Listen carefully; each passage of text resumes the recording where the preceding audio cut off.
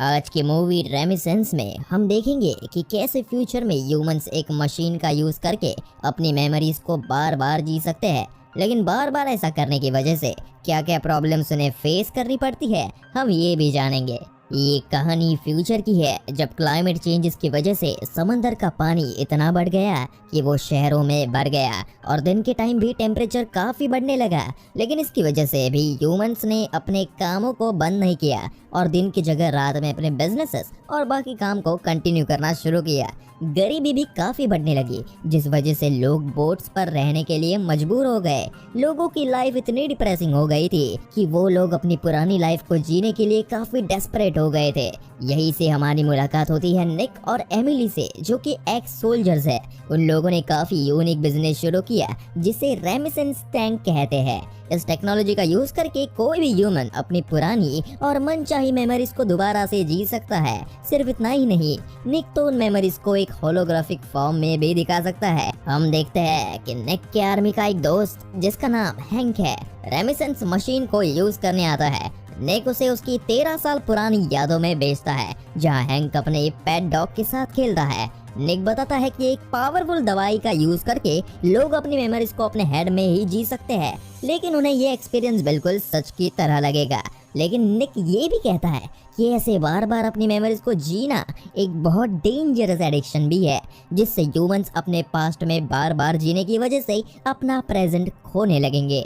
निक अपने सभी क्लाइंट्स की मेमोरीज को सेव करके ड्राइव्स में रखा करता था, जिससे ये पता चलता है कि इस सर्विस में और ज्यादा रिस्क है। उस रात जब निक और एमिली मशीन को शट डाउन करके जाने ही वाले थे कि तभी मे नाम की एक न्यू कस्टमर आती है, जो उनसे हेल्प मांगती है कि उसके घर की चाबी कहीं खो गई है और वो उस मशीन का यूज करके कीज ढूंढना चाहती है। निक उसे देखते ही उसके प्यार में गिरकर जैसे खो ही जाता है। एमिली उसे मना करते हुए कहती है कि काफी देर हो चुकी है, लेकिन निक उसकी हेल्प करने को कहता है। निक मे को मशीन में लेटाता है और उसके मॉर्निंग की मेमोरी में जाता है। निक मे की मेमोरी से उसके रूम की डिटेल्स देखता है। एमिली उसे बताती है कि मे ने अपनी कीज ड्रेसिंग रूम में ही गिरा दी थी। चाबी मिल जाने के बाद भी निक मे की मेमोरी को देखना कंटिन्यू रखता है, जहां उसे पता चलता है कि मे एक क्लब में सिंगर है। सेशन खत्म होने के बाद मे तो चली जाती है, लेकिन उसके इयररिंग्स यही रह जाती है। निक मे की इयररिंग्स वापस करने के लिए उस क्लब में पहुंचता है जहां वो सिंगिंग करती है। मे वहां पर गाना गा रही थी। उसकी परफॉर्मेंस खत्म होने के बाद वो निक से मिलती है, जो उसकी इयररिंग्स वापस करता है और उन दोनों के बीच कन्वर्सेशन होती है। इसके बाद वो दोनों मे के अपार्टमेंट जाते हैं, जहाँ दोनों इंटीमेट होते हैं। फिर हम देखते हैं कि दोनों रूफ पर बैठे प्यार भरी बातें कर रहे थे, जहां मे निक से पूछती है कि वो खुद कभी टैंक का यूज क्यों नहीं करता, जिस पर निक कहता है कि मेमोरीज को जितना कम से कम जिया जाए उतना ठीक होता है। अचानक हम देखते हैं कि निक रेमिसेंस मशीन में से उठता है, जिससे हमें पता चलता है कि अभी तक हम निक की मेमोरी देख रहे थे। एमिली उसे जबरदस्ती मशीन से उठाती है और हमें पता चलता है कि मे अचानक ही कुछ महीने पहले निक की लाइफ से गायब हो गई और उसकी तलाश करने के लिए ही निक बार बार मशीन का यूज करके अपनी मेमोरीज में एक क्लू ढूंढ रहा है। मे की तलाश करने के लिए निक बार बार उसके क्लब जाकर उसके बारे में पूछताछ करता है और कभी उसके फ्रेंड से भी उसके बारे में पूछता है, लेकिन उसे मे के बारे में कुछ पता नहीं चला। इसलिए वो दोबारा से मे के साथ स्पेंड की हुई मेमोरीज में वापस जाता। एक दिन जब वो मशीन के अंदर था तो अचानक डोर पर आकर कोई नॉक करता है, जिससे उसका फ्लो टूट जाता है और गुस्से में दरवाजा खोलकर बाहर जाता है। लेकिन उसे वहाँ कोई नहीं मिलता, लेकिन उसे जमीन पर इयररिंग्स पड़ी हुई मिलती है। वो समझ जाता है कि ये इयररिंग्स उसकी एक्स गर्लफ्रेंड मे की है।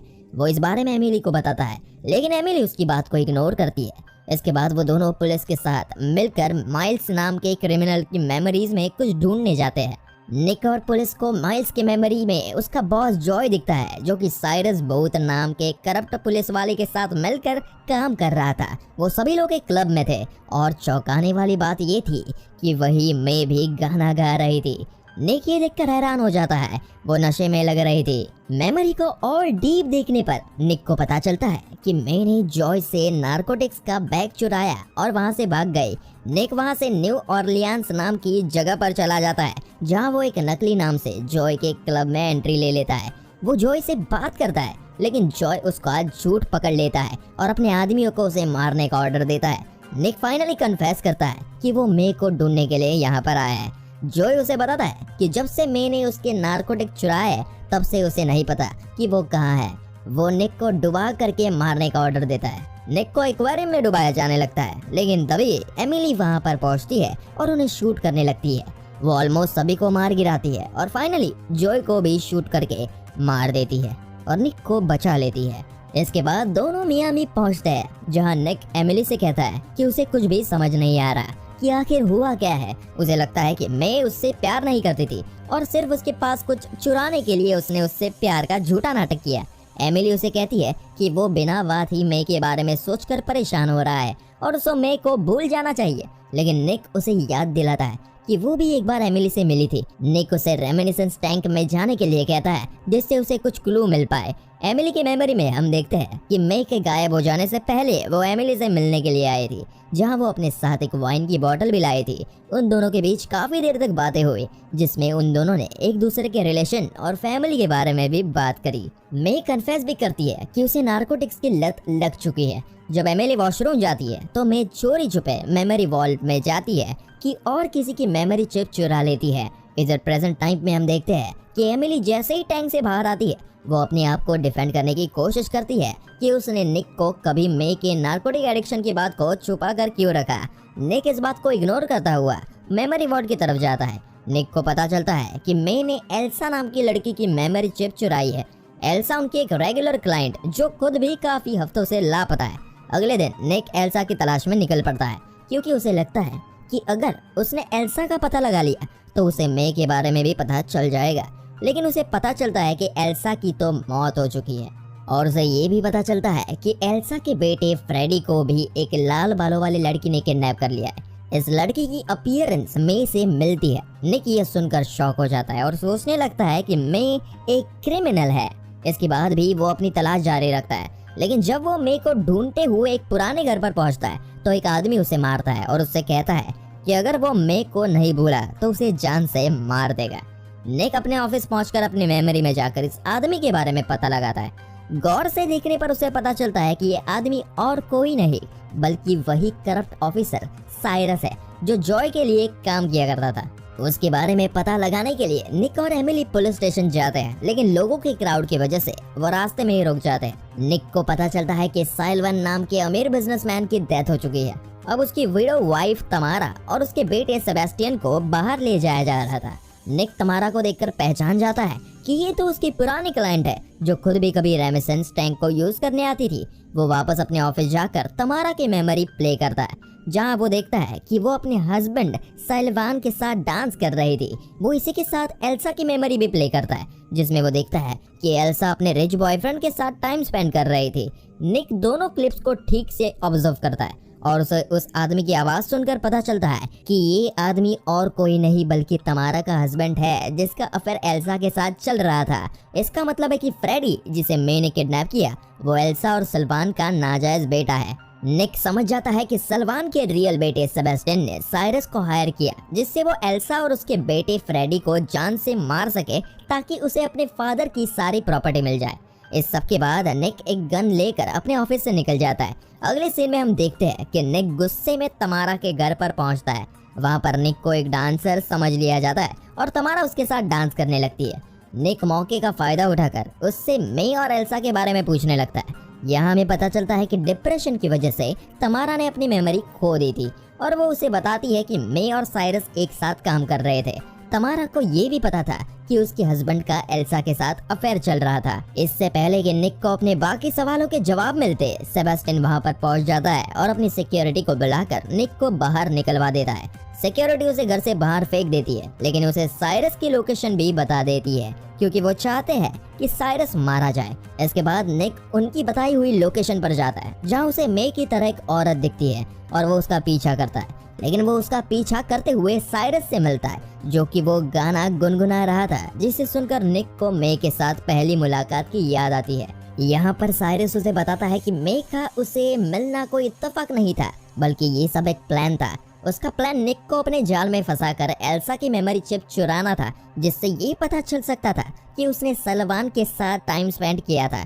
ये सब देखकर साइरस वहाँ से भाग जाता है और निक उसका पीछा करता है। उन दोनों के बीच काफी देर तक लड़ाई चलती है। वो दोनों पानी के नीचे भी लड़ते हैं, लेकिन आखिर में निक साइरस पर हावी हो जाता है और उसे अपने ऑफिस ले जाकर रेमिसेंस टैंक में डाल देता है। साइरस की मेमोरीज देखकर निक को पता चलता है कि निक और मे का रिलेशन सिर्फ एक झूठ पर बना था। वो साइरस के लिए काम करती थी और उसके प्लान को अंजाम देने के लिए उसने निक के साथ प्यार का नाटक किया। ये सब देखकर निक काफी टूट जाता है। उसे लगा था कि मे उसकी सोलमेट है, लेकिन उसकी दूसरी मेमोरी में निक देखता है कि साइरस ने ही एल्सा को मारा था। मे ने उसे एल्सा को मारते हुए देख लिया था, इसलिए वो फ्रेडी को बचाने के लिए उसे वहां से लेकर किसी अननोन लोकेशन पर चली गई।